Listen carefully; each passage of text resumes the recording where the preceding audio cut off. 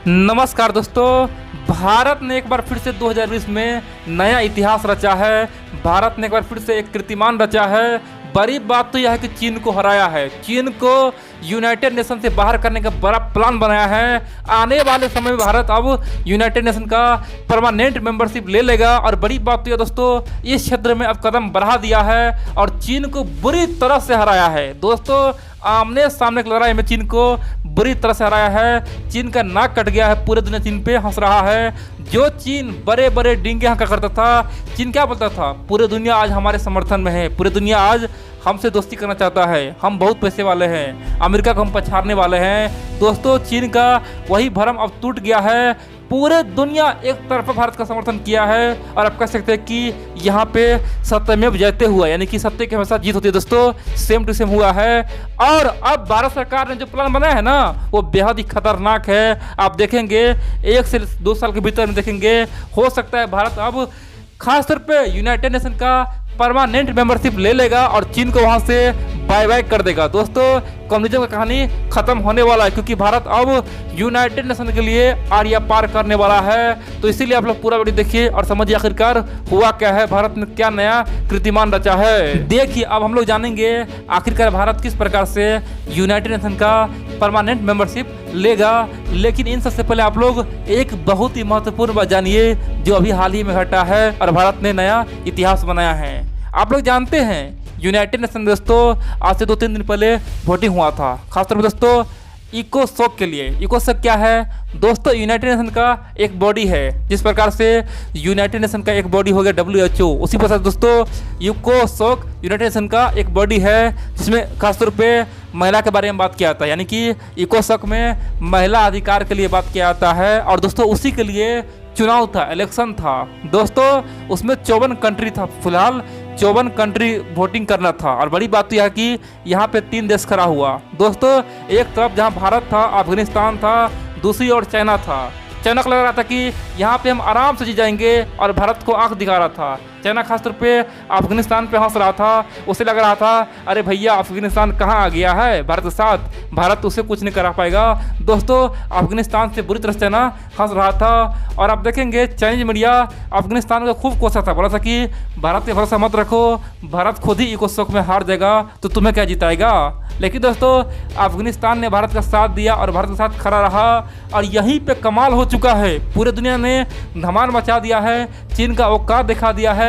चीन का कहानी खत्म कर दिया है। चीन को चुल्लू भर पानी में डूब मरना चाहिए। दोस्तों, इस तरह का हाल पूरी दुनिया ने चीन का कर दिया है। जब इकोसोक में 2 सदस्य के लिए चुनाव हो रहा था, उस समय चीन अपने मूछों में ताव मार रहा था। चीन को लग रहा था कि दोनों में से कोई ना कोई पद हमें मिलेगा ही मिलेगा, हम भारत को यहाँ पे हरा ही देंगे। अफगानिस्तान का तो कोई यहाँ पे काम ही है ही नहीं। अगर हम नंबर 1 पे नहीं तो नंबर 2 पे तो होंगे ही, यानी कि भारत को हम घेरेंगे ही। लेकिन दोस्तों, भारत समझता था कि यहाँ पे चीन को नहीं लाना चाहिए। अगर चीन दूसरा पद ले लेता है तो यहाँ पे समस्या उत्पन्न करेगा और चीन आने वाले समय में फिर से कुछ न कुछ गेम खेलेगा। इसीलिए दोस्तों, भारत इस बार चीन को बुरी तरह से बाइकआउट का नारा लगाया। और बड़ी बात है दोस्तों, उसमें भारत ने सफलता हासिल किया है। चीन को कह सकते हैं पूरी दुनिया से अलग थलग कर दिया है। जो काम अमेरिका नहीं कर पाया, जो काम ब्रिटेन नहीं कर पाया, जो काम फ्रांस नहीं कर पाया, वो भारत ने कर दिखाया। दोस्तों, अमेरिका कहीं भी कोई वोटिंग करवाता है, उस समय चीन का लगभग आधा बहुमत मिल जाता है। यानी कि चीन को बहुत सारा देश सपोर्ट करता है। लेकिन दोस्तों, भारत ने यहाँ पे सब कुछ बदल दिया है। चीन को आधा छोड़िए दोस्तों, चीन को शर्म से डूब मरना चाहिए। आधा से भी कम वोट मिला है। आप कह सकते हैं कि चीन का इमेज आज पूरी तरह से पूरी दुनिया में खराब हो चुका है। और दोस्तों, यही बात महाभारत में कहा है, जब कोई बड़ा देश यानी कि बड़ा राज्य का विनाश होता है तो उससे पहले उसे संदेश मिलना शुरू हो जाता है, यानी कि उस राज्य का नाम पूरी दुनिया में खराब होता है। बड़ी बात तो यह है कि उस राज्य से पूरी दुनिया नफरत करता है, यानी कि उस देश से पूरी दुनिया नफरत करता है। और बड़ी बात तो यह है कि अंतो अंत तक उस देश का विनाश हो ही जाता है। दोस्तों, महाभारत में कृष्ण जी ने यह साफ कहा था कि उसका लक्षण पहले दिखना शुरू होता है। और दोस्तों, सेम टू सेम अब हो गया है। यानी कि चीन में दोस्तों सेम लक्षण दिख रहा है। एक तरफ जहाँ सत्ता वहाँ पे उखड़ने का कारण पहुँच गया, विद्रोह उठ गया है, जिनपिंग को हटाने की मांग चल रहा है। दूसरी ओर बॉर्डर पे हमारे सैनिक चीनियों को मार रहा है। तीसरी ओर चीन पूरी दुनिया में पीट रहा है। चौथी ओर चीन में विद्रोह जगह जगह, इनर मंगोलिया, तिब्बत, हांगकांग, सिजियांग प्रांत जगह जगह आंदोलन चल रहा है। और बड़ी बात तो यह है कि अमेरिका, भारत, जापान, ऑस्ट्रेलिया सब घेर भी रहा है। और इसी बीच भारत ने चीन को जबरदस्त तरीका से आईना दिखाया है। तो चलिए हम लोग जान लेते हैं आखिरकार हुआ क्या है। देखिए दोस्तों, जब इलेक्शन हो रहा था उस समय 54 वोट था, यानी कि 54 में से कम एक देश को आधा वोट तो आना ही चाहिए, आधा से कहीं अधिक होना चाहिए, यानी कि आधा, यानी कि 27 तो उसे आना ही चाहिए, तभी वो जीत सकता है, यानी कि उस सदस्य का, यानी कि उस पोस्ट का सदस्य बन सकता है। लेकिन बड़ी बात तो यह है कि 54 में से भारत को 39 सीट मिला, यानी कि 39 वोट मिला दोस्तों। 54 में से भारत को 39 वोट मिला, ये भारत के लिए बहुत ही खुशी की बात है। अफगानिस्तान को दोस्तों 54 में से 38 सीट मिला, यानी कि 38 सीट मिला दोस्तों। अफगानिस्तान, जिसे पूरी दुनिया बोलता है कि यहाँ पे तो तालिबान का राज है, उस अफगानिस्तान को भारत ने 38 वोट दिलाया। आप दोस्तों पूछें कि यहाँ पे चाइना कितना वोट आया। देखिए दोस्तों, यही तो शर्म की बात है। जो चाइना बड़े बड़े डिंगे हाँकते थे, बोलता था दुनिया के हम दूसरा अर्थव्यवस्था में बड़ा देश है, अमेरिका को पछाड़ेंगे दोस्तों, उस चाइना को 27 से भी कम वोट मिला, यानी कि जितना में क्वालिफाई होता है ना आधा वोट में, उतना भी नहीं मिला दोस्तों। चाइना को उम्मीद नहीं हो रहा कि ऐसा आखिर हो कैसे गया। चाइना को लग रहा था कि यहाँ पे एक नहीं तो हम दो बन ही जाएंगे, लेकिन दोस्तों यहाँ पे दोनों पद पे भारत और अफगानिस्तान ने कब्जा कर लिया है। और आप कह सकते हैं कि भारत अब महिला मानवाधिकार का बात करेगा और यहाँ पे चीन का कोई काम है ही नहीं। दोस्तों, चीन का औकात पूरे दुनिया अब देख लिया है। पाकिस्तान नेपाल के लिए कड़ा संदेश गया है। पाकिस्तान नेपाल अब समझ सकता है कि, सोच सकता है भैया, जो चीन का औकात खुद ही नहीं कुछ कर सकता है तो हमें क्या बचाएगा। दोस्तों, नेपाल में संदेश चला गया, पाकिस्तान में संदेश चला गया कि चीन जब अपना सीट खुद नहीं बचा पाता है, जब इलेक्शन में खड़ा होता है, खुद हार जाता है, तो फिर उस भारत से हमें आखिर कैसे बचाएगा। दोस्तों, पाकिस्तान को तो पूरा कॉन्फिडेंस मिल गया है और यही बात पाकिस्तान के टीवी एंकर और न्यूज़ चैनल में चल रहा है और तमाम थिंक टैंक बोल रहा है कि चीन से हाथ पीछे करो, नहीं तो बहुत पछताओगे। भारत का समर्थन पूरी दुनिया कर रहा है। भारत सचमुच में विश्वगुरु बनने वाला है। दोस्तों, भारत आज वो ताकत दिखा दिया, यानी कि एक तरफ जहां चीन का पैसा था, चीन अपने तमाम देश कह सकते हैं कि वोटर को पैसा दिया था, दूसरी ओर दोस्तों भारत ने अपना कुशल नेतृत्व से, कुशल राजनीति से सबको मोह लिया। और आप कह सकते हैं कि 54 में से दोस्तों 39 वोट ला के भारत ने पूरे दुनिया को चौंका दिया है। अब आप पूछें कि इससे क्या होगा, भारत अब यूनाइटेड नेशन में परमानेंट मेंबरशिप ले सकता है क्या। आखिरकार परमानेंट मेंबरशिप होता क्या है। देखिए दोस्तों, यूनाइटेड नेशन में आज दुनिया के तमाम देश, यानी कि 190 से अधिक देश है दोस्तों, लेकिन दोस्तों उसमें खास तौर पे 15 देश को चुना गया, यानी कि दुनिया में कहीं भी कुछ होता है, युद्ध होता है, कहीं वार होता है, कहीं पेंडेमिक होता है, यानी कि महामारी होता है, उससे निपटने के लिए 15 देश को चुना गया है, 15 सदस्य को चुना गया है, जिसमें से 5 है दोस्तों परमानेंट, यानी कि 5 फिक्स है, 5 को बदल नहीं सकता है। जब से यूनाइटेड नेशन बना है 1945 के बाद, जब दूसरा विश्व युद्ध खत्म हुआ दोस्तों, उसके बाद यूनाइटेड नेशन बना था, तब से लेकर अब तक 5 मेंबरशिप है ही, यानी कि पहला तो दोस्तों चाइना हो गया, दूसरा ब्रिटेन, तीसरा अमेरिका, चौथा रसिया, पांचवा फ्रांस, ये पांचों परमानेंट है, उसे कोई कुछ नहीं कर सकता है।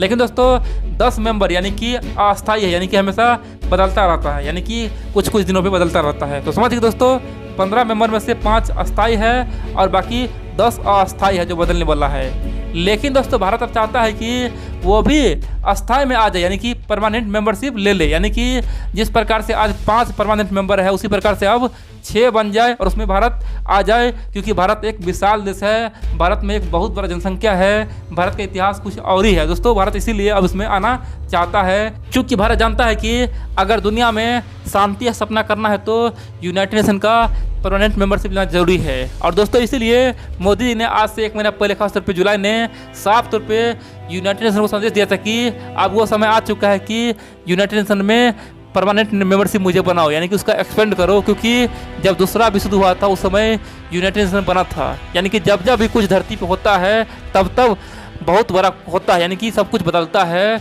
तो अब वो दौर आ चुका है, अब इस धरती पे महामारी फैल चुका है, लाखों आदमी मारा गया है, अब वो समय आ चुका है कि यूनाइटेड नेशन का फिर से विस्तार किया जाए और उसमें भारत को जगह दिया जाए। दोस्तों भारत ने पहला प्लान तो यहाँ पर चल ही दिया था, और बड़ी बात तो यह है कि यूनाइटेड नेशन में आज तमाम देश भारत का समर्थन कर रहा है। आप कह सकते हैं कि रसिया भी कर रहा है, फ्रांस भी कर रहा है, ब्रिटेन भी कर रहा है, अमेरिका भी कर रहा है, लेकिन एक चाइना है जो हमेशा धोखा देते आया है। तो दोस्तों इसी को तोड़ने के लिए भारत ने एक कह सकते हैं बहुत बड़ा चाल चला है। आप कह सकते हैं कि अब चीन कुछ नहीं कर पाएगा। दरअसल आज से कुछ सालों पहले चीन के तमाम दुश्मनों ने एक ग्रुप बनाया था जिसका नाम है G4। दोस्तों उस ग्रुप में चीन के बड़े बड़े दुश्मन हैं। आप कह सकते हैं कि नंबर 1 तो भारत है, नंबर 2 दोस्तों Japan, number 3 Brazil, number 4 Germany. दोस्तों ये चारों देश चीन का घोर विरोधी है। वो चाहता है कि इन चारों में से कोई भी देश यूनाइटेड नेशन का परमानेंट मेंबरशिप बन जाए। और दोस्तों इन चारों ने मिलकर प्लान बनाया है कि आने वाले समय में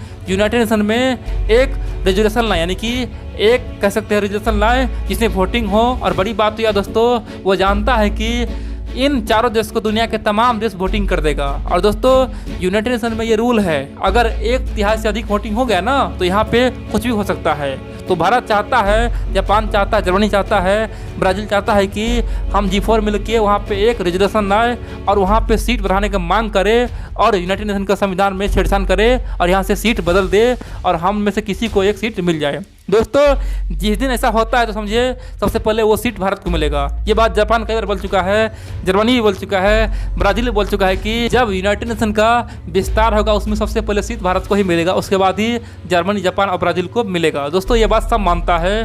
तो आप समझिए अगर ये प्लान सक्सेसफुल रहा, अगर रेजोल्यूशन पास हो गया, 1/3 से अधिक वोट मिल गया, तो समझिए दोस्तों इस बार यूनाइटेड नेशन में भारत परमानेंट मेंबरशिप ले लेगा। और बड़ी बात तो यह है कि दुनिया के तमाम देश आज भारत का साथ दे भी रहा है, अमेरिका भी दे रहा है। दोस्तों तो आप कह सकते हैं कि ये स्वर्णिम काल चल रहा है भारत के लिए। भारत यहाँ से बहुत कुछ बदलने वाला है, इतिहास बदलने वाला है और चीन का औकात दिखाने वाला है।